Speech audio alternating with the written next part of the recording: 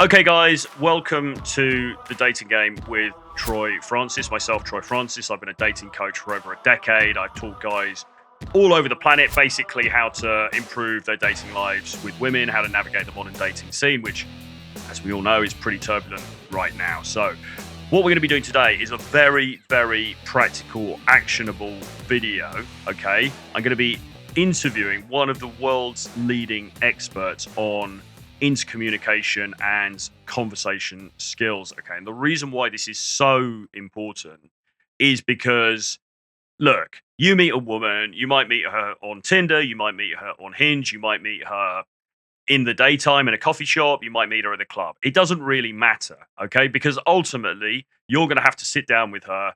You're going to have a conversation. There's going to be a date of some kind, even if it's just you go for a drink or you go for a couple of coffees, right? There's going to have to be some sort of a date. You're going to sit there in front of her or beside her, and you're going to have to communicate with her, okay? And she is going to judge you on the manner in which you communicate, okay? And if you are not capable of commanding that conversation, of holding that conversation, of being interesting, of being making her feel something, and also as well creating a degree of empathy with her, okay, then really in a world where these women have got so many options, the likelihood of you getting a second date is pretty low. Okay, so without further ado, a good friend of mine, Mr. Silk, or Michael, has joined us, and he is going to be talking us through his knowledge, which is extremely extensive in this space. And I know personally a load of guys that he's really, really helped with this stuff. So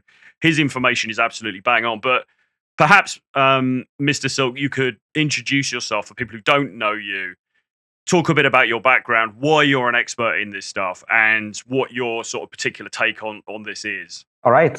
So, Troy, thanks for having me. So, my name is Michael, and also known as Mr. Silk.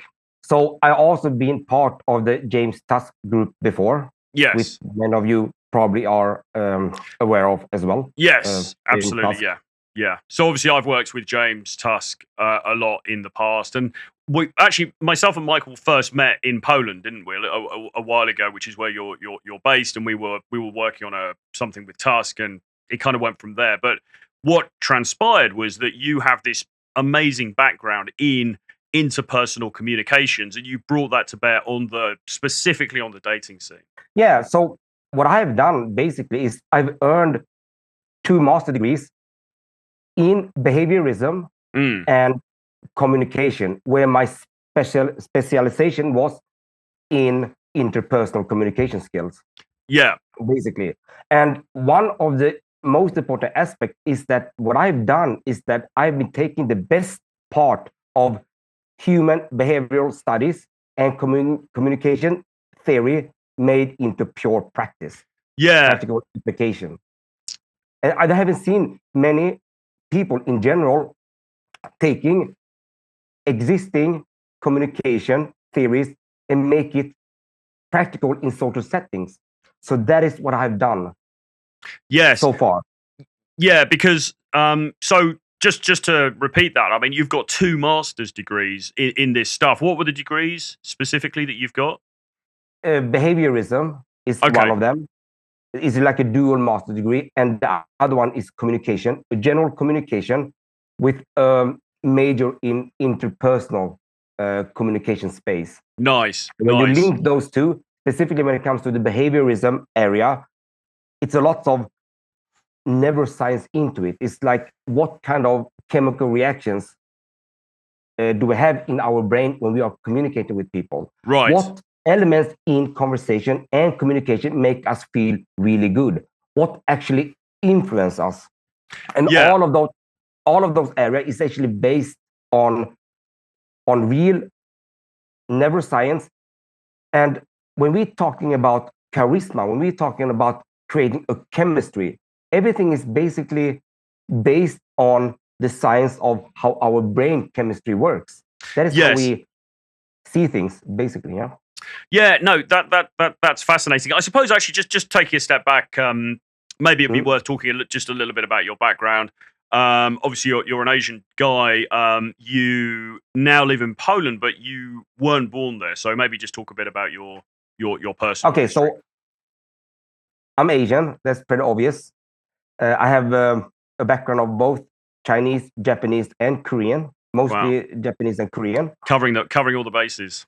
Yeah, basically. But I was born in Sweden, so most of my academic background is coming from Swedish universities and institutes.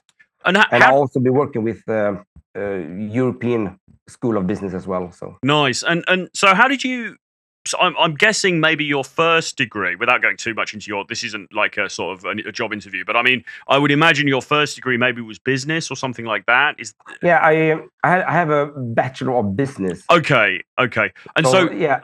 And so was it through that then you became fascinated with these elements of it, these interpersonal communication skill elements? Absolutely, because part of that business degree from bachelor stage was actually management and how to manage people. And when I went into the management area, what I could see is that in order to actually lead people, and the management area is evolving all the time, and now we are actually talking about leading people in the right way.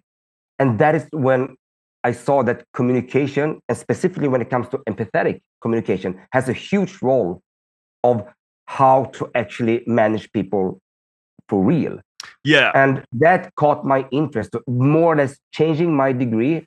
So instead of doing a master in business degree, I went towards the communication area instead. Nice. Okay. And so the upshot of all of this to people watching this is that what you've then done, because then you were also interested obviously in meeting women and being social and all of that kind of thing, like the game stuff, if you like. And I think you've been sort of familiar with the game pickup artist, whatever you want to call it, space for quite some time. So what you've really ended up doing is applying the stuff that you've learned academically to that space. And as far as we know, there's not really anybody else who's done that, or there's not really anybody else who's done that in the same way that you're doing it. No, I haven't seen that. The closest I've seen is people that are professors or doctors in communication. What I've seen they're doing is that they have taking part of the empathetic area in communication and made it tactical, like they put it in a package. Professor Chris Voss, a quite famous FBI negotiator, also a professor at Harvard University. He took elements in the communication faculty, took those theories and made it practical. And he called his package tactical empathy, basically. Right. So I've seen that a lot in professional fields, but not in the social settings, and specifically not when it comes to dating. I haven't seen it at all. So and this is where it gets really interesting, right? Because obviously there's a bunch of guys out there. They come to like content like mine, or they'll come to dating channels and they'll be like, okay, fine. Obviously I want to meet girls. The dating market is increasingly tough anyway. We all know why. The dating apps, women have got higher standards, all of the stuff that's going on. But even if they do get on a date, sometimes these dudes will be like, well, I did a date and then she ghosted me, or I did 2 dates and then she ghosted me. And they have a real problem, or even on the first approach, knowing what to actually talk about. And as you always say, this is the one thing that you're never going to get around. Like, you can be jacked, you can have a Bugatti, you can have, a $10,000 suit, you can have all of this stuff. But if you can't carry a conversation, then you are kind of screwed, aren't you? For the most part, unless, she's so transactional that she's willing to overlook that for a period of time. But in most cases, she's going to sit down with the guy. And I mean, one of the problems that guys have, frankly, is she perceives the guy as being boring. Okay.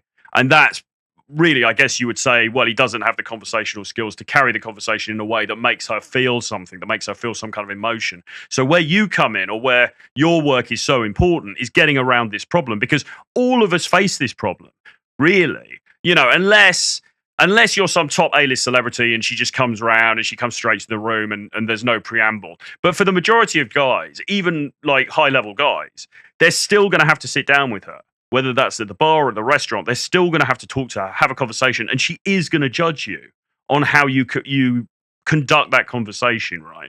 Absolutely, Troy. And I can tell you this: I think many guys got what attraction is for women wrong. There's lots of misconception that is out there from what I've seen. So when it comes to how we feel attraction towards women, for example, that is pretty instant as a man. Because when we see something beautiful, our neurotransmitters in the brain is skyrocketing. Our synapses is going to the roof. And that is connected with feeling of sexual attraction, feeling of falling in love, and love itself. Yes. It sounds weird, but that is how we feel when we see something beautiful, specifically a beautiful woman. Because that is the neurotransmitters telling us how we feel. So if we're going to use the same example for women, a lot of guys out there think that, okay, we can probably replace that beauty with other stuff in terms of passive value, money, status, and looks, and so on. But the truth is, it doesn't really work that way. So when we look at the attraction for women, how women feel attraction, it's actually a gradual process. So what I can say is that a woman attraction towards you can drastically change during the time you're interacting with her.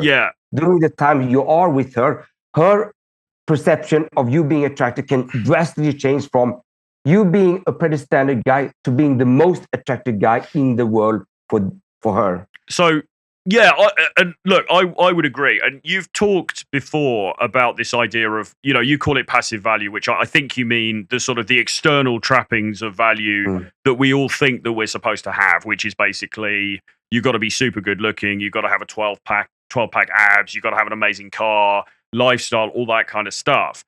And I think we're on the same page as far as, because I will often say, I've been saying on streams recently, those things, yes, they're great. And by all means, aspire to those things. But those things in themselves, I mean, the looks thing you could argue, but, the car, the money, the status, they're desirable things, but they're not necessarily really going to get her emotionally. They're not going to affect her emotionally. And the guys who are most successful in these interpersonal relationships with women tend to be those guys who are able to affect her on a deep level emotionally. And I think that's where we do absolutely agree. I suppose, well, we could talk about maybe some of the differences we've had in terms of our sort of approach to this, because I think that, as I think I have this sense of there needing to be some sort of friction, there needing to be some kind of challenge. And I think you're very much, I don't think you're entirely opposed to that, but you talk a lot about empathy and deep empathy and so on and so forth. So we can get into that. But I mean, maybe before that, maybe if you could just explain a bit about, I don't know, really. I mean, what is it that most guys are doing wrong in conversation with women, and what should they be doing? Okay, so one of the huge thing that I've seen men change in terms of mindset when it comes to going with the new approach is actually to make it about her much more than being too self-aware about yourself. Okay, so yeah. I will give you an example. When you are interacting with a woman, the best thing in that interaction the woman can have is when she is talking about things that matter in her life. That used to be what she thinks about things and what her thoughts is in different area of life in terms of what she likes to watch on Netflix and why she liked that and what that can be connected with her as a person. Yeah. When you can get her to talk, that is when she feels at best in conversations. So based on that, we should make it about them much more than just go with the flow and trying to be cool. So yes. If we're going to look at the area of psychology, for example, we're going into the faculty of psychology, specifically tailored into this area. So there is a very, very strong statement here when it comes to women, and that is that they have to have a certain amount of safety and trust before anything else actually sinks in. Right. So okay. If they don't feel safe and they don't really trust the guy, they will not be open to see other attractive traits in the guy unless you obtain this one. So how can we obtain safety and trust in women? Well, we have to look what safety and trust is in today's environment, 2024. in our brain, we have this prefrontal cortex that can be really adaptable in our environment. So if you go back 10,000 years, safety and trust in that sense was you as a man living in a cave and can fight off tigers with your spear. But our prefrontal cortex knows that this is not the case in today's environment. So for women, what is safety and trust today, 2024? Well, it is understanding and connection. We as human beings tend to trust people and feel safe with people who understands us. So what should we do then with women? We should establish connection with them first. Okay. Well, so this is an area where there is a bit of contention, because how would you respond then to the theory that, okay, but women like the bad boys, you know, he's a bit of a jerk, he's like, she's not necessarily, it's not, we talk about trust. I mean, it's not necessarily she thinks that he's going to do anything, you know, really bad to her, but, you know, she's kind of unsure where she stands, and there's that kind of drama, there's that kind of excitement. Like, how does that fit into your paradigm? Because there would be people who would argue, well, actually, what you're saying is almost establish that trust, establish that empathy first, but to make her feel attraction, she needs a little bit more drama, she needs a bit more emotion. So what's your sort of feeling on that? All right. So first of all, we have to go into what empathy actually is. Okay. So many people connect empathy with compassion, or they connect empathy with sympathy. So sympathy, for example, is like when you feel sorry or happy, or you feel something for someone based on your own shoes, not based on that person's shoes. Compassion is when you feel something for someone. Empathy, on the other hand, has nothing to do with that. Okay. Empathy is just a mean to understand the other person. Once I understand you, Troy, for example, let's say that you like water and you definitely don't like carbonated water because that makes you feel sick. Now I know why you don't like carbonated water, because it makes you feel sick. I use that information, and now I can do really good stuff with it in terms of being the bad boy if you want to be the bad boy, or you can be the guy who can actually be compassionate, or whatever route you choose, you're doing it out of real context. So empathy gives you real context to work with. So in that example, you might then choose to tease her because she doesn't like carbonated water, because you might say, no, come on, everyone, normal water is so boring, carbonated water is where it's at, what are you talking about? That's ridiculous. Is it that kind of thing you're talking about? Absolutely. Okay. Absolutely, because there are so many guys now that taking things out of thin air and try to make something out of it. That's all superficial. If you're taking something that is based on her and then make something flirtatious, for example, it's going to change the game completely. Yes. Because we are very self-centered. We like to talk about ourselves. We like to make things about ourselves. So that is what empathy actually is. It is like a way to understand the other person from that person's shoes. And once you know that, now you have a lot of tools to work with. Yeah. There's another playfulness or whatever. Yeah. Yeah. I mean, there's another thing that I agree with. Although I think we've come to this point from probably for different reasons, but I also agree with the whole point about the majority of the conversation. Let's say we're talking about a first date, but even on the first approach, but say definitely first date, the majority of the conversation really should be about her. And for me, there's a couple of reasons for that.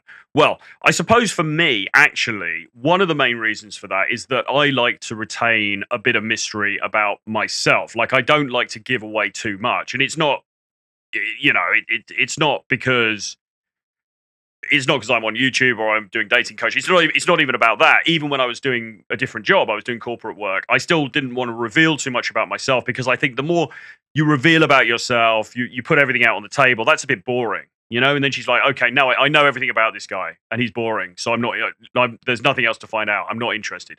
But I think you're coming at it, but equally, and the point that you make, which I also believe is valid, is of course people like to talk about themselves. And I think that's your main point about this, isn't it? That she actually gets a dopamine rush by talking about herself. Is that correct?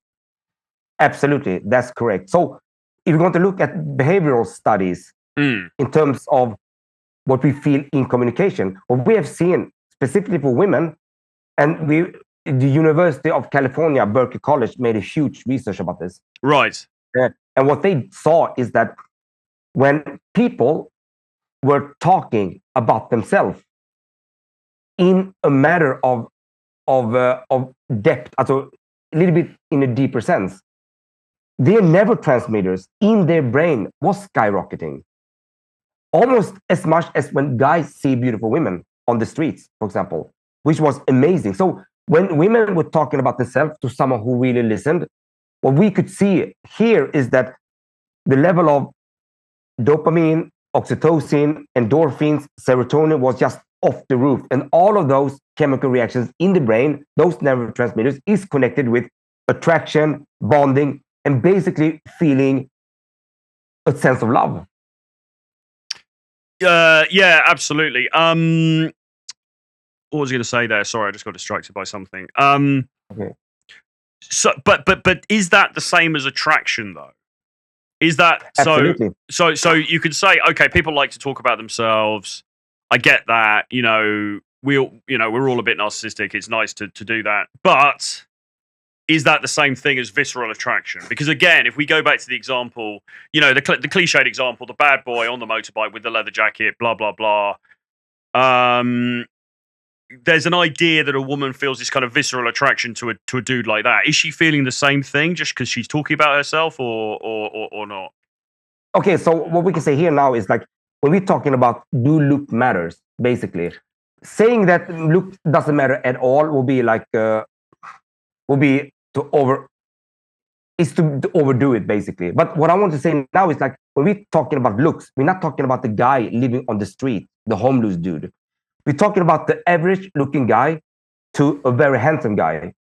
Okay, if we're using those parameters, the woman's final attraction she feels for you will happen within the interaction you have with her. So yeah, you basically build up your attraction level with her during time in conversations you have with her, with interaction you have with her. That is how it is. So I've seen thousands of examples where women see a guy and thought that it's not really my type. He's not ugly. He's not handsome either. He's just not my type. And then he became her type. He truly became her type. Yes. I just made my own research recently where we interviewed hundreds of women, asking them, what is the most important trait in a man when it comes to attraction? Is it looks or is it personality?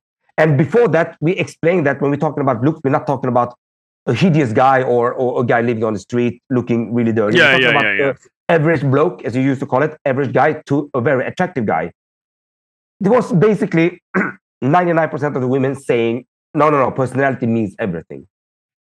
Well, okay, fine. But I mean, you know, detractors are going to say, yeah, they're going to say that because it sounds more politically correct or whatever. I get the point. But I do take your point. But having said that, I know this to be true because, for example, like with my girlfriend at the moment, like I was talking to her, like when we met, she said this to me before. She basically said, look, I mean, she said, you know, fundamentally on paper, you are not my type. You know, she goes for darker skinned guys, whatever. And I think it took her, you know, we went on a couple of dates. I think it took her a while there was obviously some baseline level of attraction. She thought I was okay. Otherwise she wouldn't have come on the date. But it took her a couple of dates. And then she was like, actually, there's something about this guy.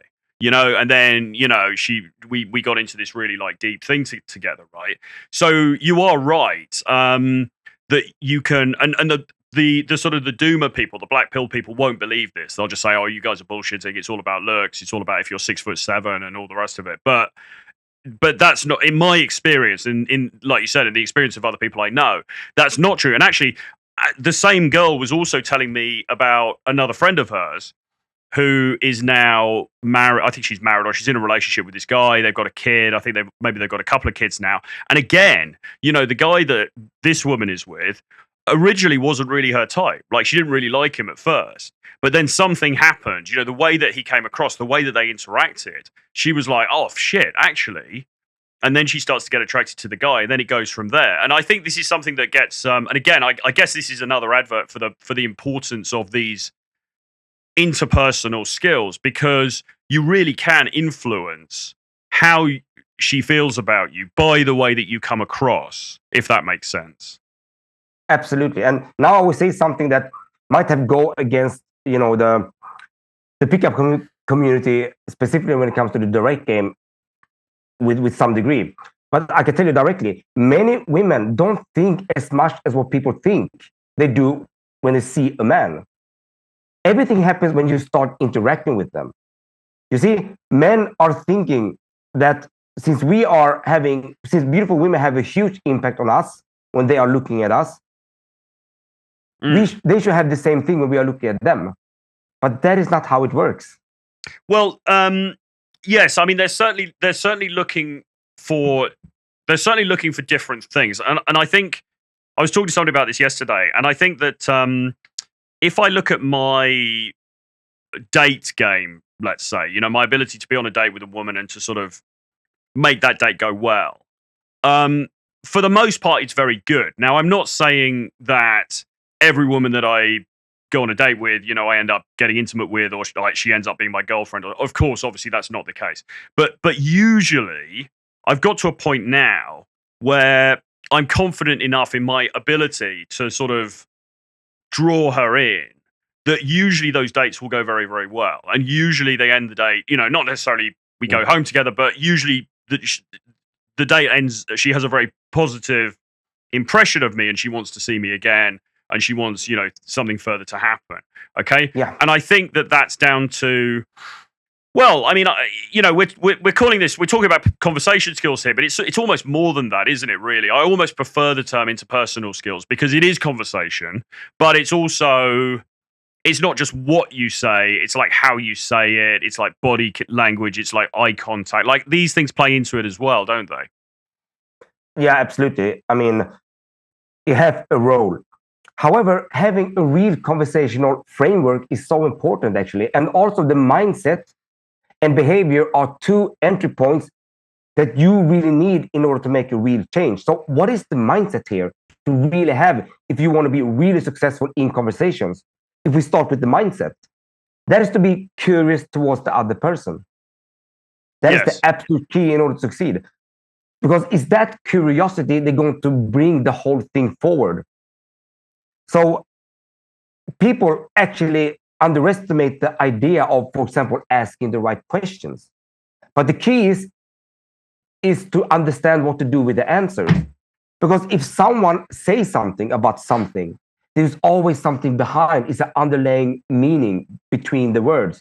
If you are good at understanding or hearing a couple of keywords and key phrases, and then start seeking meaning of them, suddenly you go into the area of empathy. You start to find out about her in the core or in a deeper layer. Who can do that?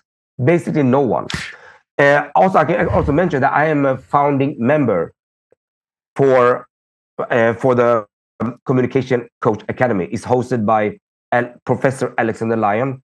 He's a New York State professor at the New York State University, and he also have a YouTube channel with 600,000 subscribers.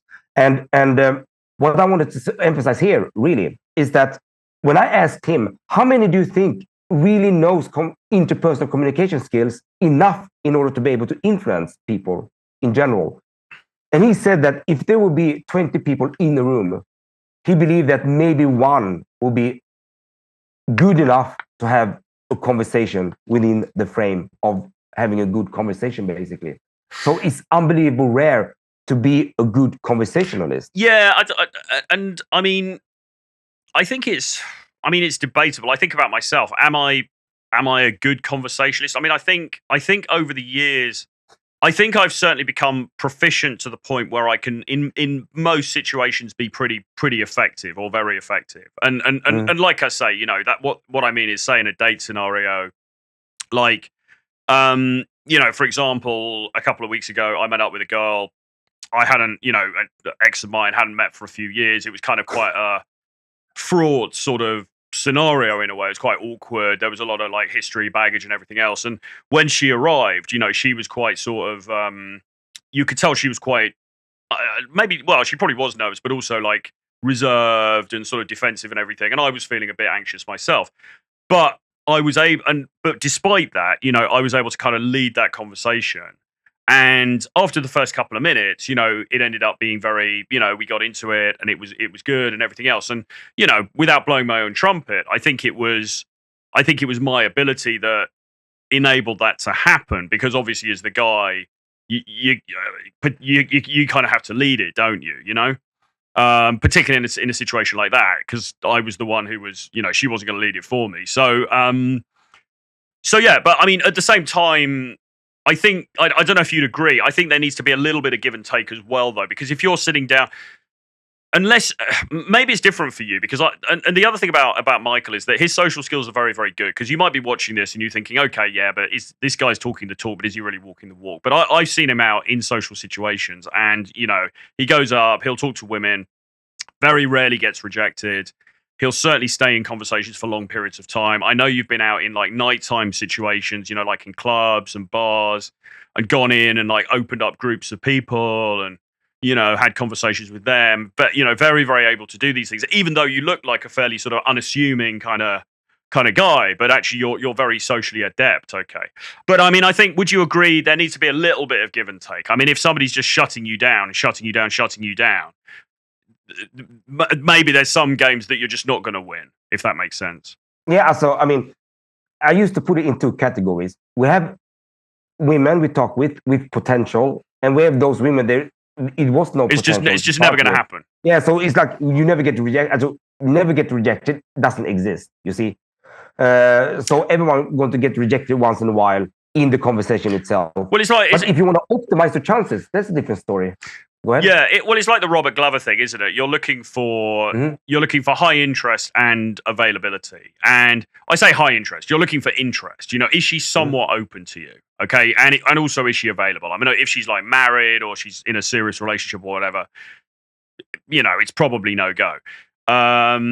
If she just isn't interested in you, you're just not her type, it's probably going to be no go. What you're looking for, really, and this is why guys have to be super social. They have to get out there, have lots of conversations. What you're then looking for is women who, they do show you that bit of initial interest, but then you've got to bring the interpersonal skills into play so that you don't drop the ball. Because the other thing that can happen, as we know, is, and maybe you've had this happen, I know I certainly have, where initially a woman was interested. You could tell, she liked the way I look. She probably liked, whatever it was about me.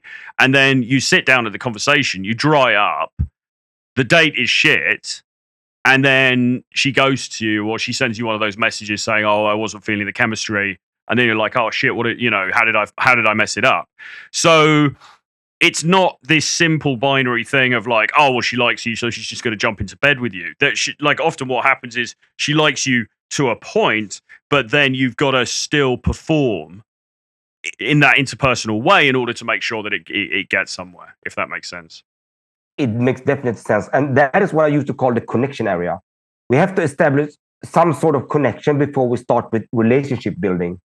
When I say building relationship, I mean, it could be short term, it could be medium term, it could be long term. But before we start creating relationships, we have to establish a certain amount of connection first.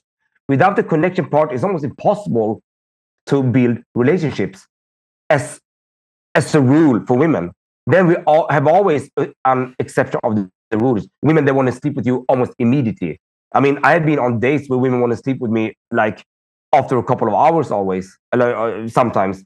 However, that is much more an exception of the rule than the rule itself.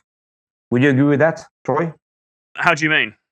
Say that again? Okay, so if you meet a woman, let's say for a date, for example, right? Or just initial meeting in some sort. Most women might be open to take things further after a couple of dates. Let's say the third or the fourth date. Women that actually want to sleep with you just after a couple of hours after having met you, those are more an exception of the rule than the rule itself. Okay. You get my point? That's what I see. Guys that try to go and sleep with women right off the bat, going to get rejected quite a lot. Well, if they would create connection and they would to work with it, I think that they can actually make something happen. If they are potential, make something happen between the third to fifth date. Okay. Well, okay. I mean, that's that's another that's another sort of, not a point of contention, because I'm not here saying I'm not here saying like no, sleep with her on the first date. I'm not about that. I think it's very dependent on the person. I think it's very dependent on the vibe. I think if you meet somebody and you connect and the chemistry is there and you want to go for it, and she wants to go for it the first night, that's fine. Equally, you know, I'm not like, none of my teaching or coaching has ever been about, oh, you can get any woman and, you know, sleep with her within 6 hours or something, because that's not the point for me. The point is, okay, you want to meet somebody that you have chemistry with, and, you know, maybe it's a couple of dates, maybe it's 3 days, whatever. It doesn't matter that much. It's more about, are you going to get there eventually? And some women, obviously, it's going to take more time, which is absolutely fine. But what was my point? Yeah, so, but I wouldn't necessarily decry people that do sleep together on the first date. I think sometimes you can achieve a level of, I don't know, man. I mean, it's just variable, isn't it? It depends what she wants. Maybe she's just in a particular mood. She's kind of just feeling up for something, and that's fine at the time. It is what it is. I don't think you have to. I think you just have to judge each situation on its merits. But I do agree, regardless, you're going to have to achieve. So here's how I think about dates, right? I think you need to do two things. I think you need to do what you're talking about, which is you need to achieve this deep empathy, or this sort of, you really need to, you've talked before about genuine interest. You know, you need to have this genuine interest in her. It's like, okay, she's not just some random, like, she's not a sex doll or something like that. It's like, you know, she's a human being. She's got her own perspective. She's got her own thoughts. She's got her own unique take on the world. Okay. She's got her passions, her dreams, all of those things. You want to be genuinely interested in that and try and find out about that. Because look, if you want to sleep with her, you should, you know, it seems a no-brainer to me. You would want to find out those things. Equally, though, I think you need to be flirtatious as well. You need to have there needs to be a little bit of a sexual undertone, like a bit of man to woman. Like, it needs to be clear to her that this is being done in the context of the fact of, look, I find you sexy, I find you attractive. Does that make sense? That what you just said is a huge part of the process of being a conversationalist. You need to time it in right, but without what I used to call the power of admittance, you will never get anywhere. But that is the part of the relationship building. Okay. Because if you start going on with being too flirtatious right off the bat without creating connection, she will not be open for it as a rule. Yeah. Most women won't. Unless she like, oh, I'm working like a guy. I see you and I just want to be with you, regardless how you are. Those women exist, but they are not that many. If you're just going to go with the average, you know, like, we're going to look at the data and we're going to see how the majority of women are working, specifically those with male attention. They need to know something about you before they continue with relationship stuff. Relationship building, I mean, you starting to do something physically. You see? Yeah. So a relationship could be a one-night stand, but there's still a relationship. So before you're starting with a relationship, you need to establish something before that. That is the connection part. Yeah. Just to clarify for people watching this, you're talking these tactics, these techniques, what you're talking about, this works whether you're looking for a one-night stand, whether you're looking for friends with benefits, or whether you're looking for something long-term, right? It's across the board, right? Absolutely. But just going to a woman and say, you know what, I find you attractive, I want to sleep with you, that is not going to work, basically. Well, they did that test. So you need something in between. No, I agree with that. You absolutely do it. I mean, they did that famous test, didn't they? It was some university when it was like they got the guy, the guy to go around and go up to 100 women and say, you know, I find you attractive, will you go to bed with me? And a woman to do the same thing. And I think the female success rate for guys saying yes to that was about 75%, and the male success rate was like 0%, you know. So so in general, I mean, there's outliers, you know, she's had a few drinks, she's at the club, there's a super Chad type guy, but in general there needs to be a bit more. Like, women, they just need They need a bit of a build up to it, and that's fine, and that's part of the fun as well, I think, really. Because again, like I say, I mean, it always kind of amazes me a bit when I get clients and they'll sort of say, "Oh yeah, but I got to go on these dates with these women, and they're so boring, and they just want to talk about TikTok and the Kardashians and stuff like that." And you know, look, I'm not disagreeing that, you know, modern life can be people can be quite shallow and everything else. But like at the end of the day, if you're finding everybody that you date boring, I think that says more about you than it does about them. You know what I mean? 100%. And that comes from lack of conversational skills. Really. Yeah. Because when you look at it, if you can communicate with people for real, using real principles, a day can be very boring because you don't know how to deal with answers. Yes. You just don't know how to stop the conversation and say, like, you know what? The way you're talking about this area, and you said it was exciting. Tell me more about that part. I want to know more. Yes. And then stopping the girl all the time and like, you don't get away with me because you said something about you're not liking that activity. Can you help me to understand that a little bit more? And you start digging in that sense. You start getting into depth. Not only what she have done, but also why she's doing what she's doing, or why she have done what she have done, or why she think as she do. And then that is being empathetic. But you don't need to give a compassion answer to it. You can actually give an opposite to a compassion answer. You can be a bad boy here. You can but tease. You will still listening. You will still listen. Well, that's actually that's exactly the way that I would approach it. So basically, if I'm on the date, I cycle between the two because there'll be some flirtation. It'll be like, oh, you look great in that dress, or sometimes I'll just stop the conversations. Oh, your eyes look fucking great tonight, or you look so, whatever. I'll say something that just underlines the fact that this is as they call it, like man to woman interaction. I'm not just there to be her friend. But then I'll pull back and I'll be like, but anyway, so you were telling me about your art degree. So what is it that first attracted you? Like, what is it about art that you like? And then we'll go into that. And then maybe then I'll pull back again and I'll say something sexual. And of course, not sexual, but flirtatious. And then of course, maybe we're sitting near to each other. So I put my arm, I'm touching her. Maybe I put my arm on her leg, or whatever. You're starting to move closer together. But one thing that you've talked about, I think a lot of guys get wrong when they're first approaching a woman and also on a date, is this idea about sort of depth rather than skating from topic to topic to topic. So maybe you could explain about that. Okay, so many times when we are talking, when we are explaining something, so if a guy going to ask a woman something and she answer with with the context, she always leave cues that basically needs more explanation for you to understand the underlying reason for something. So if I would ask a girl, for example, oh, by the way, you are actually Miss Poland, for example. Let's say I have a date with Miss Poland. All right. And then it's like, so I'm very curious here, basically. I mean, it's not only a fancy part of being a Miss Poland, it's also a lot of challenges. What would that challenge be, you think? What would come up to your mind when it comes to challenges? I would like to understand that. She will explain to you like, yeah, but many times it's not what people think it is.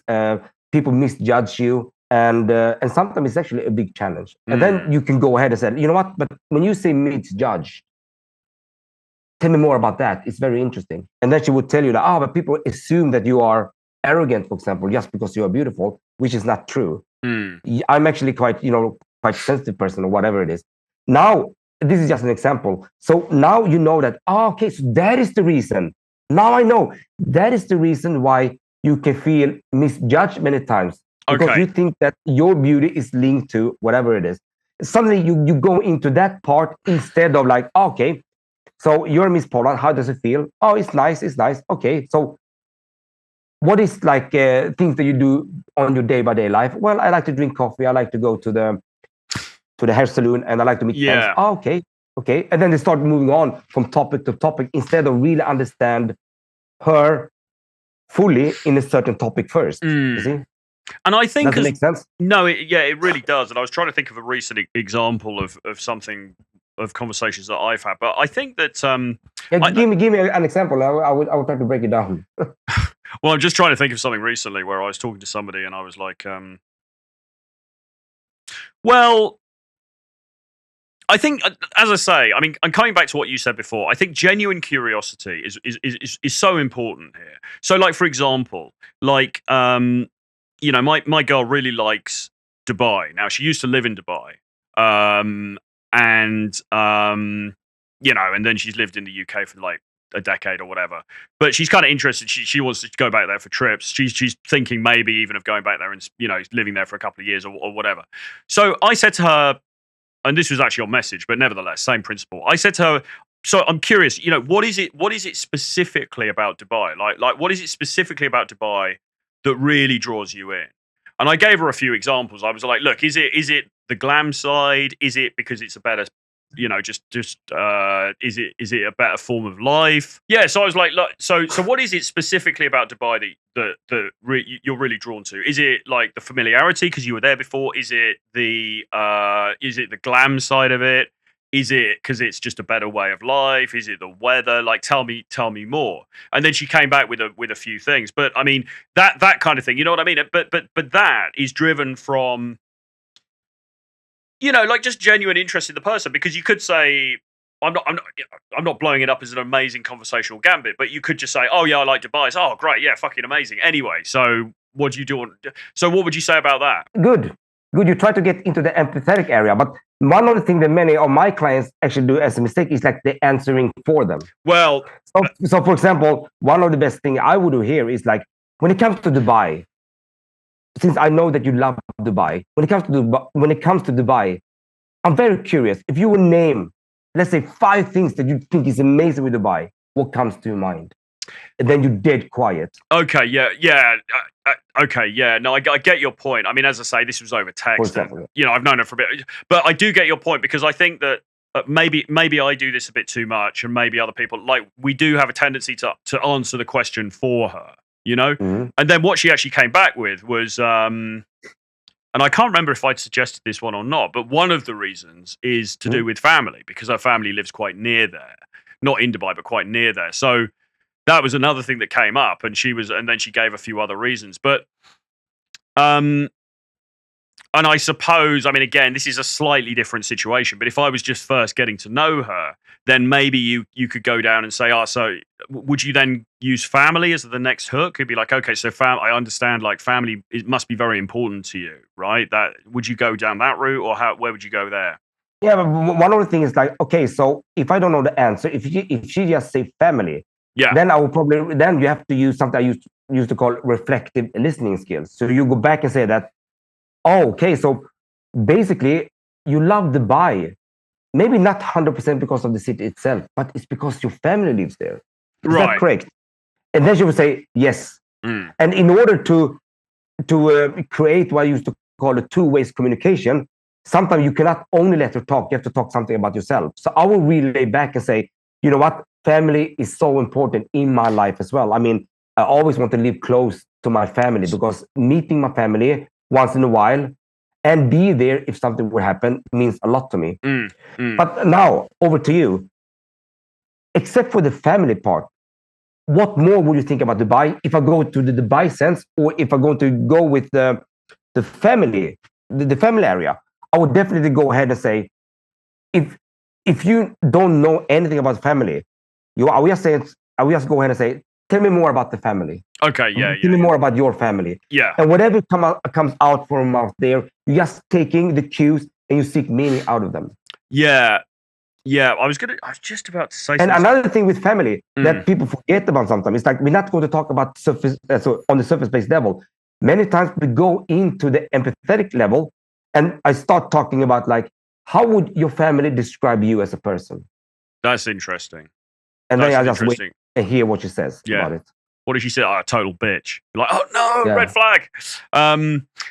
So you raised something else there, this is something else that I do, and I think you're on board with this, but let me know. So what I will usually do is I'm looking for a topic that we can kind of gel on, and sometimes I don't know about you. Sometimes I find, and this might be an approach, or it might be on the date. Sometimes I find the first topic just doesn't really hit. Like I might say, "Oh, you seem like you're not from London," and she goes, "No, I'm from London." You're like, "Oh, right, okay." Well, maybe that one's not gonna. Maybe that there's not much. I mean, they could be, but maybe there's not a lot of mileage in that. But then I notice she's wearing a really quirky outfit, so I say, "Oh, but it looks like you're studying fashion."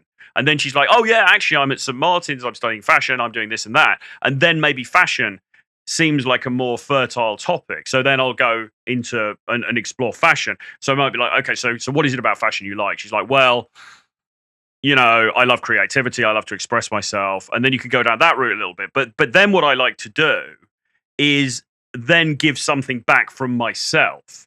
So I might say, well, yeah, I'm also a creative person. I'm not a fashion person, but I love to write. I think it's very important that, we're able to express ourselves. I find personally doing this, and I'll try to sort of relate it back to some kind of experience that I have. So I'm giving something as well. Does that make sense? So in communication, we call that area sharing. Yeah. You see, in order to be able to make the conversation dynamic, basically. Yeah. Because if she only do the talking, it's creating a one-way communication, which we don't want. We want to create a two-way communication, even though she would talk more than you do if you want to optimize the whole thing. But you many times have to share something about yourself, and you're doing it with something I call relay. Many times in the beginning of a conversation with the new girl, for example, that it's a little bit shy. If you would ask her, oh, by the way, what do you think about this place? It could be like a bar or a restaurant, and she will only answer with one word, nice. And suddenly you're stuck there. It's like, okay, should I continue to ask clarification questions like, oh, but when you say nice, what do you mean? Yeah. Sometimes you see like she's a little bit timid here. She wouldn't be able to answer what she means with nice. What do you do then? You go ahead and say, you know what? I think it's nice too. I mean, just look at the atmosphere, look at the people, look at the food, look at the staff. It's just amazing. And then you roll over to her and say, and you're nice. Tell me more about it. I'm curious. So what I might do in that situation is, because, and I don't know, I know that you've pushed back on this idea. You know how the day game people used to say, oh, go in and do storytelling at the beginning, and you do most of the talking, and you don't necessarily do that. But what I might do in that situation, if she's being very closed off and she says, yeah, it's nice, I might say, do you know what? I think it is really nice. And you know what I think is so nice about this place is the decor is fantastic. The attention to detail here, the way that they put this thing together, it's so thoughtful. And thematically it all comes together. And I'm thinking about a restaurant I went to the other night, and even the costumes that the waiters are wearing, it's within this Greco-Roman theme, and the food is great as well. But you can see the artistry that they've used in order to put this place together. And I would literally talk for a bit. I mean, maybe for 30 seconds, 40 seconds, or something like that, and see whether she buys in. So what? And so I'm giving something back to try to sort of kickstart the conversation. Does that make sense? That was by the book. Dynamic communication, no question about it. It's so important to do that, to share yourself in a good, but most of the time it should be in a pretty short and concise manner. Yeah, I mean, feel like you know how to do that. Completely. I'm not talking about I'm sitting there for 10 minutes giving a monologue and she's just sitting there. But I think you could do that for periods of time. Like I'll often do this. I would often do this when I was traveling, if I was in like Warsaw or something, and I'd say to the girl, like sometimes, you'd meet somebody and then you're like, oh, hey, how's it going? Blah, blah, blah. She's like, oh, you're from Warsaw. She's like, yeah, I'm from Warsaw. And then what I might do is then go into a short little, just give some my own take on Warsaw. And say, well, I think Warsaw's a fantastic, I'm from London, but I actually think Warsaw's a fantastic place because it's got this great energy. It really comes alive at night. I love the atmosphere. You've got all the bars. There's just this, the people are so friendly, but there's this real sense of like excitement in the air, especially. And I'll just talk for a bit to allow her to maybe kind of just relax in my presence, but also to give her maybe some things to hook onto. You know what I mean? Absolutely. You're more or less seeding for her to be able to like, oh, I want to tell you what I think about Warsaw as well. Yeah, because many times she don't want to say that first, specifically in the beginning. So we have to share our thoughts many times before she wants to share her thoughts. Yeah. But once you come into that area, once she start telling you what she think about Warsaw, and then you start digging in different areas based on her answers, I mean, you're creating this wonderful conversation you have with her in order to create connection. But would you agree? Like for me, it always seems like the sweet spot with any of this stuff, like again, approach her on a first date, but is that you want to reach that sweet spot where it's gone from being, oh, this is a kind of slightly weird, awkward, like we've never met before, we don't know each other thing, to we're just having a conversation. Like, and I want to get to we're just having a conversation bit as quickly as possible. You know what I mean? Yeah, So if absolutely. somebody walked past on the street and they saw us, they wouldn't think, oh, that's some guy. Like they just think, oh, they've probably known each other for years, you know, because you're just going backwards and forwards. That's kind of where you want to get to, isn't it? I think. Absolutely. So if we're not going to talk about that part, we want to get into that normal conversation where the goal is to create connection. Connection is based on understanding. You want to understand her perspectives a little bit. You want to understand not only what she thinks, but why she thinks as she do a bit. And then we can also talk about another sweet spot. And that is when you start relationship build. Okay. That is when you start admitting things. It's like, oh, the way you told me about your journey to London is, you know what? It's kind of sexy. I mean, I have to admit, I find you really sexy here. Or you go ahead and you start saying, like, you know, I don't know how to say this, how to express this, but the way you just are as a person, based on number one, the way you like traveling, the way you see things when you're traveling, the way you just seeking the adventure, the way you want to seek adventure. I think I just find my match in some way. I just find that so unbelievable attractive that I don't know what to say even. I get goosebumps, sort of stuff. Now we start relationship build here. Relationship build. So we have to find, you know, like this, the good balance between the connection part and then the bridge over to relationship building. Yeah.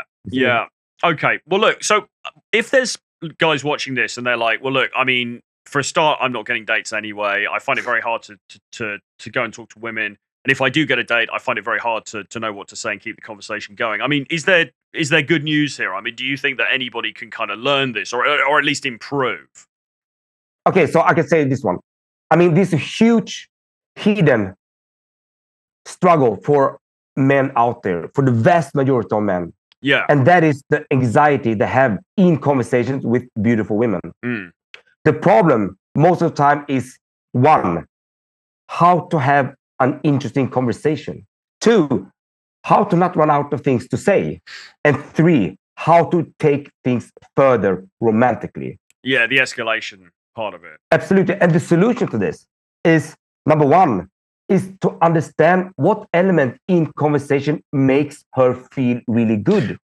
What about the attractiveness of the woman? Because if she's like, you know, a 10 out of 10 Victoria's Secret model, like for a start, the guy's going to feel a bit more intimidated by that. And secondly, I can guess your answer to this, but should you behave differently with somebody like that versus just the regular girl, or is the process always the same? Okay, here I can tell you this one. I've been dating. Oh, by the way, I can also tell you that my experience in the dating field and when it comes to approaching women, I've been approaching over 3,000 women today. Over 3,000 women. Today, what, this morning? Real conversational skills in every single one. And I really progress using different methods in different, in different ways. Trial and error. Up to now, yeah. Lots of trial and error, making theory into practice. So over 3,000 approaches and a lot of dates. So what is the difference between a really beautiful one, like we're talking about the top bracket of women, compared with an average looking woman, for example? What I notice is that when you're speaking with the top bracket, the only thing that I find that they really want, the true value of you as a man, is to feel good when they are with you. They have to feel good in the interaction. And therefore, you have to really pay attention to what she says. You have to be really curious about her, and you really need to be on the spot when it comes to, in the beginning, using the right principles. But you shouldn't do anything differently. But the result I've seen talking with the top bracket of women is beautifully. Because from my perspective, the only real value I see women want when they are absolutely stunners is for you to be real. For you to be real, for you to be genuine, for you to be authentic. In the same time, being able to make her feel good in conversations. So yeah, I agree. I think there's another term that we could bring into play here, which is confidence, right? But of course, where does confidence come from? Well, confidence comes from knowing how to do the stuff, Yeah. So absolutely. I mean, I've been on dates, obviously with some very, very attractive women who've objectively probably more, higher market value than me, but because of the, I suppose, because of the skills that I've picked up over the years, I've gone into those dates and I've been extremely confident. I mean, not being like super cocky, but I'm just very confident. I can sit down in front of her. I can look her in the eye. I don't feel intimidated. I can talk confidently. I can command the conversation. And, those interactions have gone very, very well. Okay. But why is that? Yeah, I think it's, as I say, I think it's fundamentally it's because of knowing about this stuff. Because if you're going in and you're a bit nervous because she's attractive and also you don't know what you're doing anyway, then you've got a double bind of problems to deal with, haven't you? Absolutely. So in order to get away from the beauty trap, because most women, most guys today, when they are talking with a beautiful woman, they all get trapped in the beauty, completely trapped, because we don't know how to handle those emotions in our brain to actually make something happen. We're just getting trapped in the beauty. And that can affect the confidence a lot because we feel like we are losing something. However, if you made a conscious decision to, you know what, I'm going to stick to the plan, and my plan is to listen to what she has to say. I'm going to try to understand her perspectives. I'm going to focus on giving her my undivided attention and be really curious. It's not until then I've seen my clients getting over the, what can I say, the anxiety of, oh, I don't know what to say. She's so beautiful. I'm flipping out, till like I have a goal with it. So like once again, you could say it comes down to this genuine curiosity thing. Because if you forget, if you're like, okay, yeah, she's a supermodel, whatever, forget that. She's also a human being. And I'm just genuinely curious, because every human being, whether they're ugly, whether they're mid, whether they're super hot, whatever, everyone's got their own unique take on the world, their own perspective, their own, all the stuff we talked about, right? So it's like, okay, my job here, it's not about her attractiveness or not. It's about me sitting down and actually genuinely trying to find out something about her, genuinely trying to get under the surface of what she's about. And I think if you go in with that attitude, but you go in sort of confidently and you have a sort of a certain masculine sort of sense about you, I think that generally plays very well. Absolutely. There are two confidence we can talk about here, Troy. One confidence is you as a person. Like, oh, I'm confident in my own skin. I'm working out. I have a pretty good work. I have goals in my life. So I feel confident in my own skin. But do you feel confident in doing a specific task? And that specific task many times is to be able to influence and have a good conversation with women, beautiful women. Are you confident in that? Yeah. Can you actually transfer the confidence in like your own self-confidence towards a confidence of doing something? Yeah. It's two different things. It is. And this is why, you get the sort of, rich nerd syndrome, where the guy might be very successful in different areas of life, but he's not proficient in this particular area. Because the problem is, and this is why, when guys, they want to learn game, they want to get good with women, and they're like, oh, I'm going to go and do stand-up, I'm going to go and do improv and things. And there's nothing wrong with any of those things. But the truth of the matter is, you can't really replicate sitting in front of a woman that you find attractive and having to step up to the plate and have it's a very unique thing, isn't it? Just biologically. Because the stakes feel high for us, because on this biological level, we're like, well, I want to procreate, and she's high value genetically. Like, there's this very, very primal thing about it that you can't really get around. Even if you're the CEO of the company, or you're managing like 250 people or whatever it is, right? That is a very different experience, which is why you get these dudes who are super successful, but in the dating realm, they're not getting any action. Yeah, and as we talked in the beginning as well, like, women feel attraction differently. It takes time for them to feel the complete attraction for you as a man, compared with we can actually judge a woman almost immediately. It's two different things. Yeah. And this is my take on it when it comes to women and how they see attraction in men, is that initially all men basically, and I'm now talking about the majority of women. There are exceptions here and there, but we're talking about the majority of beautiful women here now. They see all the men as a 6, perhaps 6 and minus. The last 4 steps, you have to create that interaction when you are with her, talking with her, interacting with her.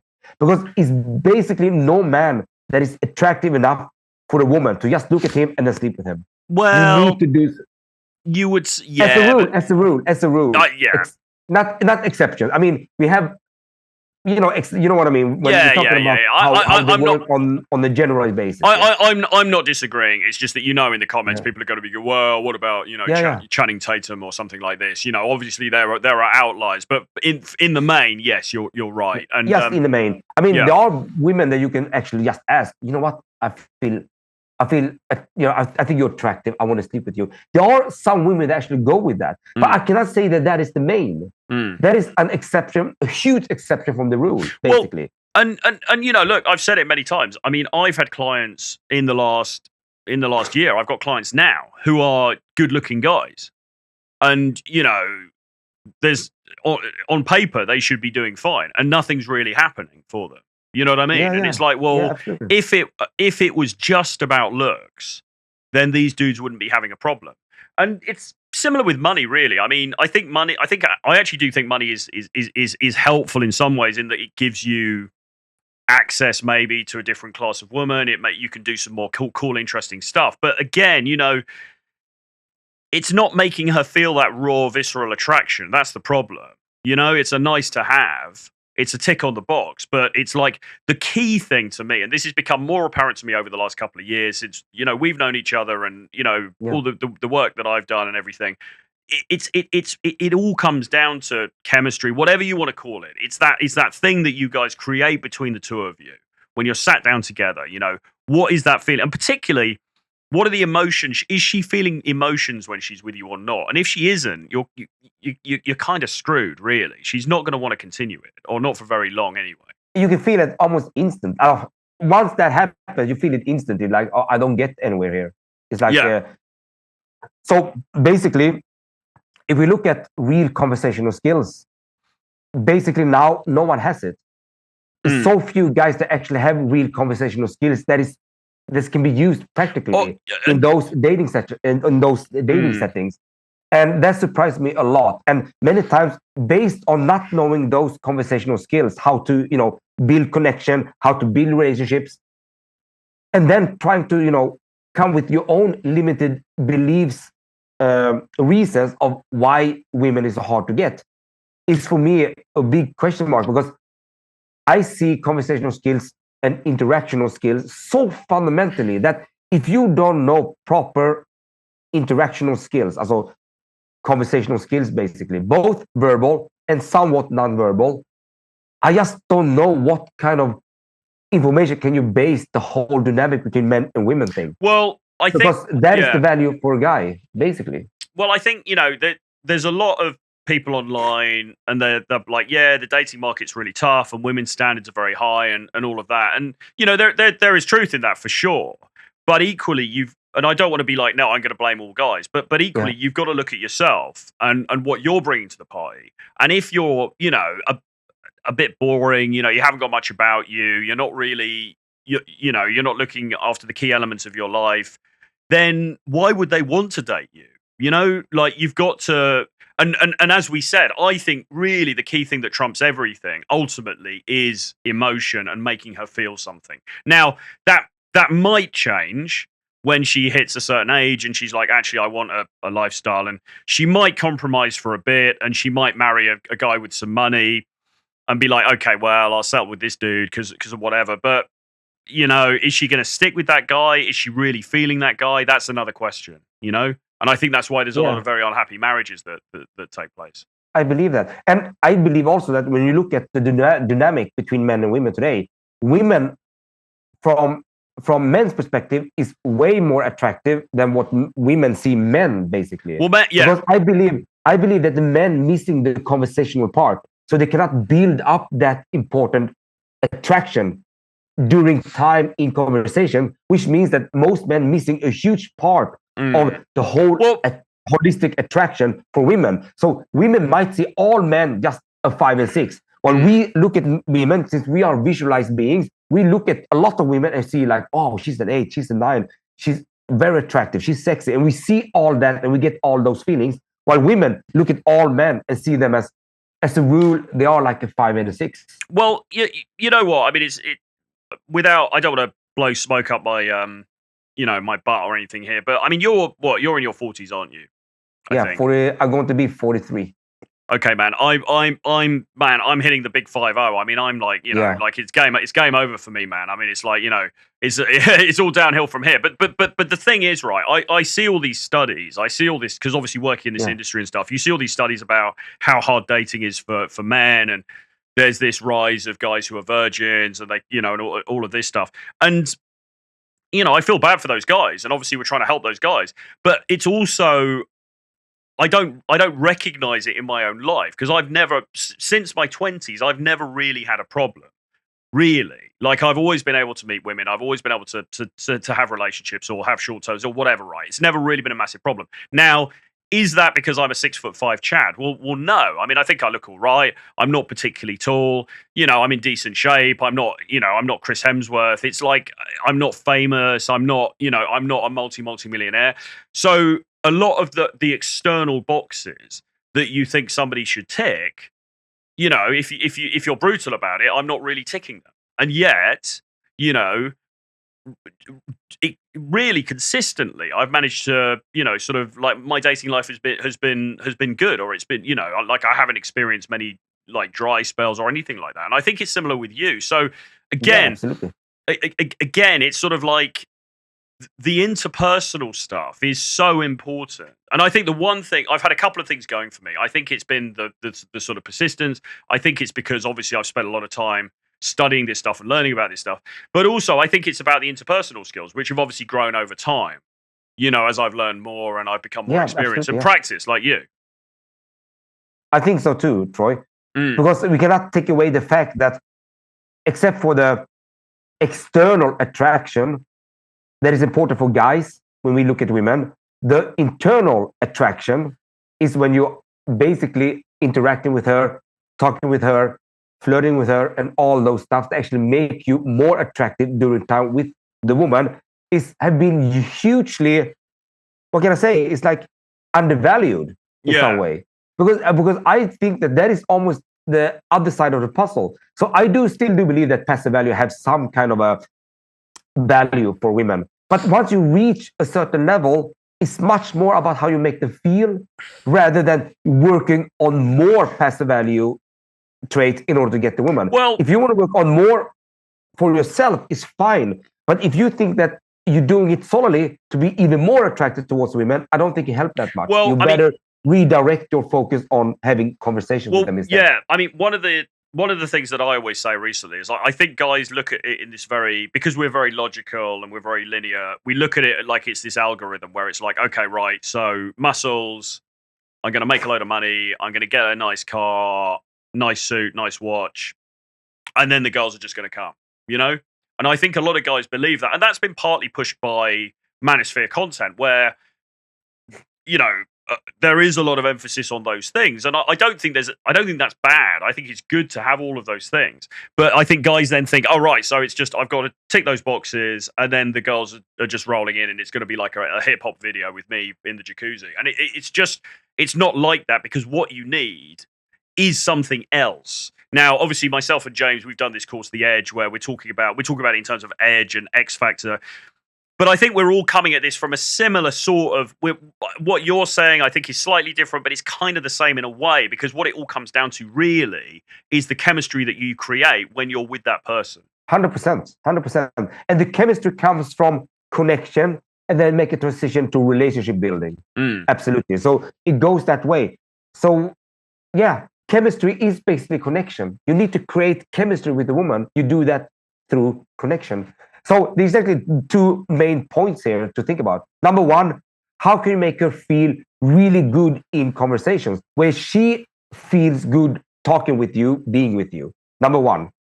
And number two, what I believe is extremely important is how to go from just being able to create connection to create relationships. So there is also another bridge. It's two bridges. Well, that's very important to understand. And yes, and I mean that's another whole skill set. And I mean that's something I've talked about less in my content. Maybe I'll start to talk about it a bit more because you're right.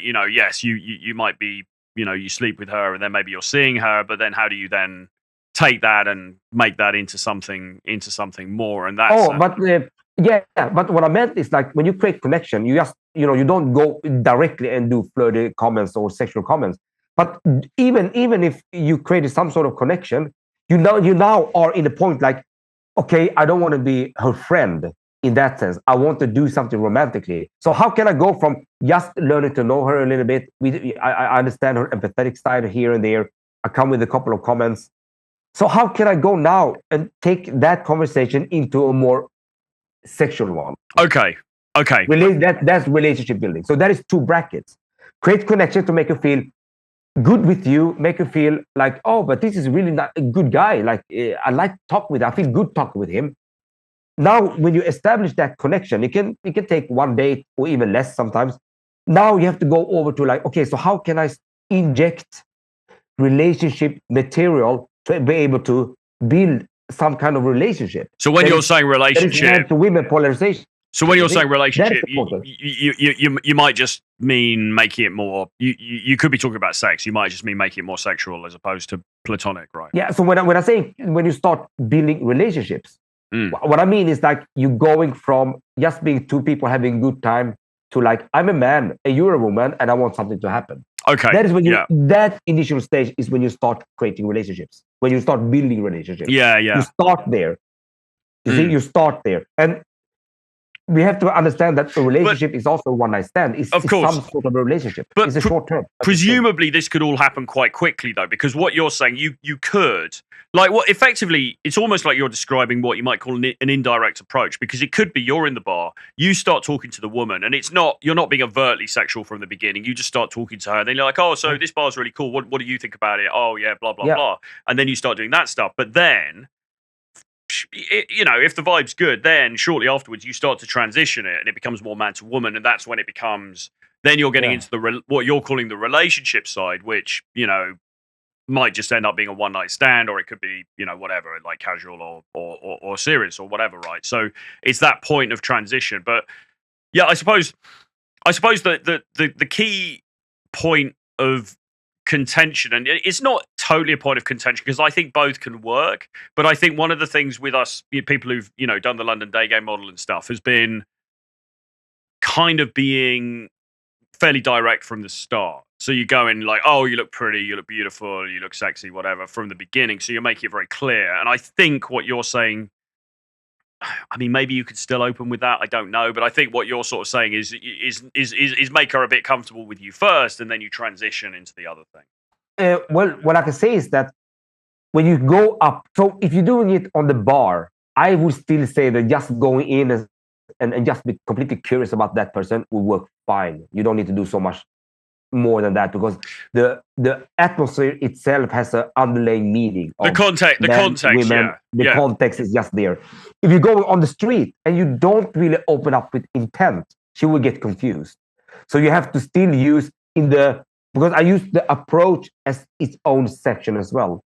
So you go up to her with the perspective of being curious towards her, but you still state your intent. And that could definitely be like, excuse me, this is spontaneous, but I think you look really nice. I just had to come and say hi. All right, we should finish soon because we've been on for over an hour now. But just to give some actionable advice. So if a guy is, I don't know, he's in the street, maybe it's slightly different, or he's in a bar, he's in some sort of social setting, and he sees a girl that he's attracted to.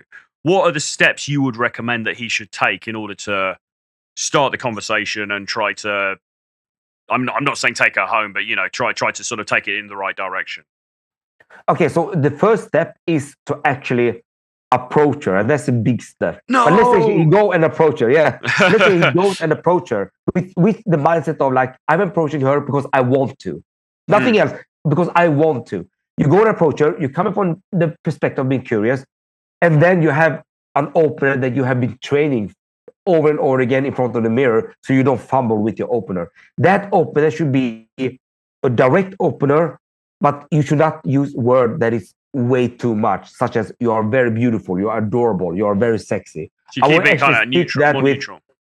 Yeah, you look nice, you look interesting. That is what I will use. So it goes like this. I can do it fast. Excuse me, I know this is spontaneous, but I think you look really nice. I had to come and say hi. I'm Michael. Okay. What's your name? That is the opening itself. And then you go straight into a normal conversation. one of the things that I used to use here, which is most of the training weeks that I give my clients, our clients as well, is that you go and then you ask them, are you from here? That is an easy question because they can only answer with yes or no. Let's say that she say yes.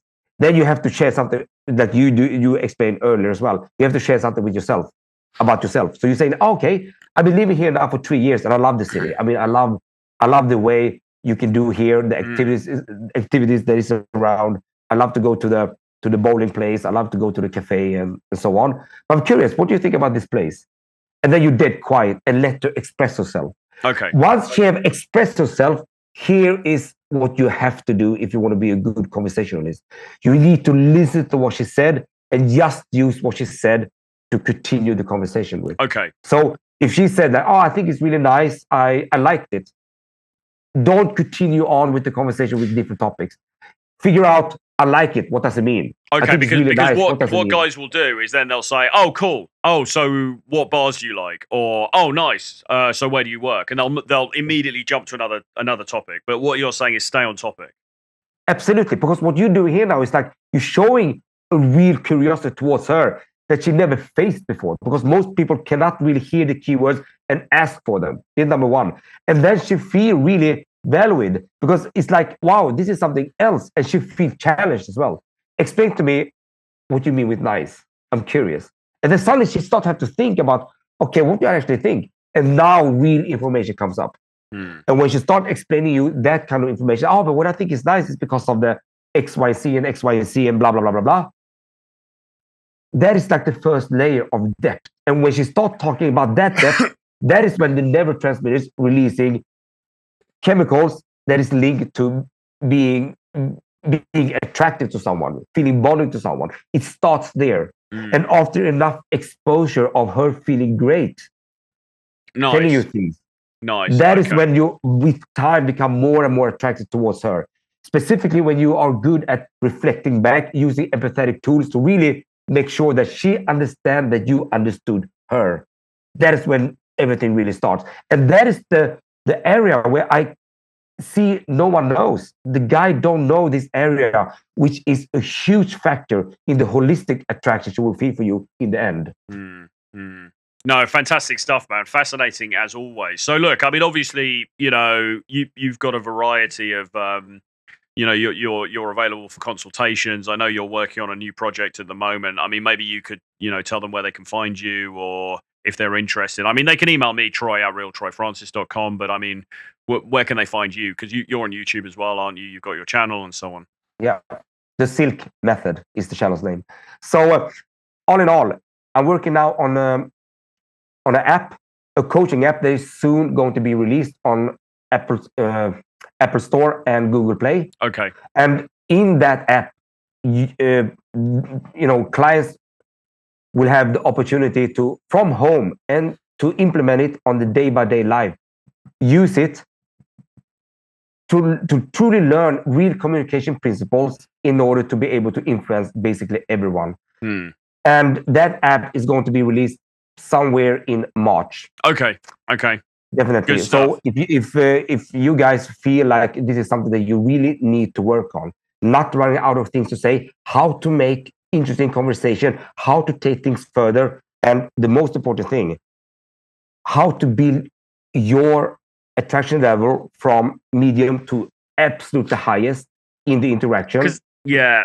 This is really the app for people. Yeah, because there's nothing worse. I mean, it's bad enough to get rejected. You know, you go up to an attractive girl and, you know, she says, oh, sorry, I'm not interested or whatever. That's one thing.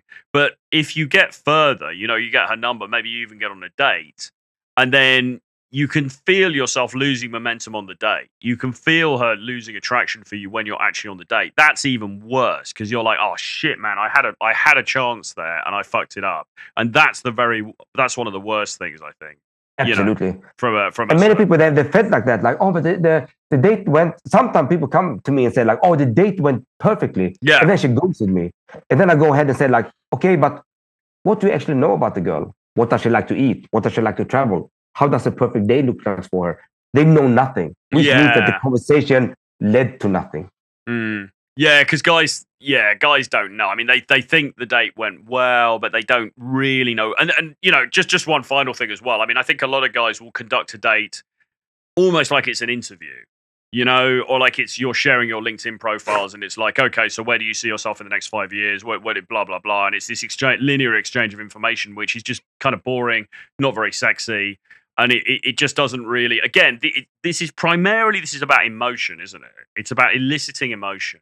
Absolutely. But one of the worst thing of asking questions sometimes is when you don't deal with the answers. Then it becomes an interview immediately. If you're curious about what she has to say, if you're curious to listen to what she actually are answering, so what did she actually say, and you start seeking meaning to them, she will never feel like she having a boring time. Because I think questions get demonized a little bit too much in the dating red pill space. I think, you know, there's always this thing, no, don't ask too many questions, blah, blah, blah. I think you have to ask some questions in order to have a normal fucking conversation, right? I think the problem is, like you said, when you're machine gunning her, oh, what about this? What about this? What about this? What about this? But I think asking some questions is okay, right? Because you need to obtain the information in the first place. Questions means everything can lead to everything. Yeah. But you have to do it right.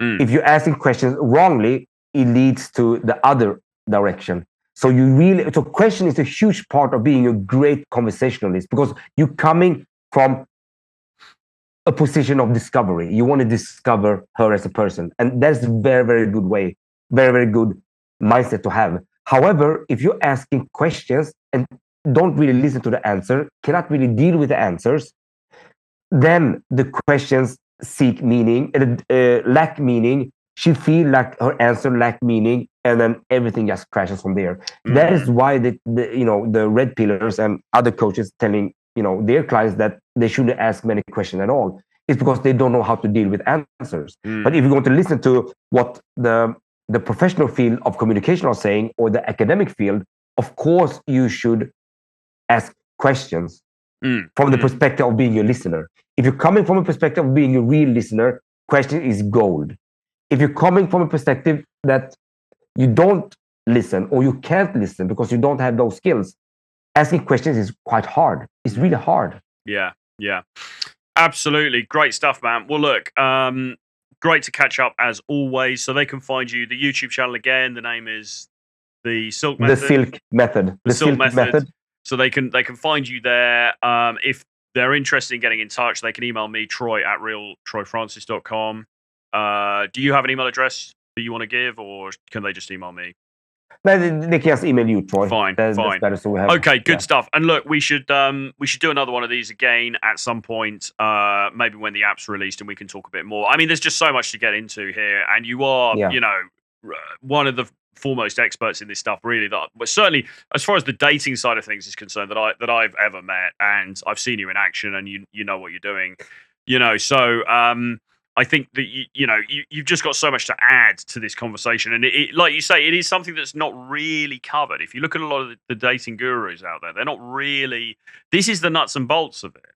Do you know what I mean? Yeah, absolutely. It's absolute fundamental, and one of the beauty things that the Silk Method have to offer is that everything that I teach, everything that the app will teach, is something that the whole academic field recognize and can see that, wow, this is real theories. They can go to any professional field in communication, and if they will look at the Silk Method, they will see like, wow, this is the top-notch communication theory made into practice. So it is a very strong scientific background in the whole method. Absolutely. That we actually bring it to the table. Yeah, so you've got other dating coaches and they say it's based in science, but this actually genuinely is based in science, because this is based on up-to-date studies and up-to-date data and everything else on communication. So great stuff, man. All right, well, look, have a fantastic rest of the day. Thanks ever so much for joining me here, and we'll be in touch soon, and hopefully we'll do another one of these very soon. Absolutely, Troy. Good stuff. All right, see you soon. Bye-bye. Yeah, bye. Bye.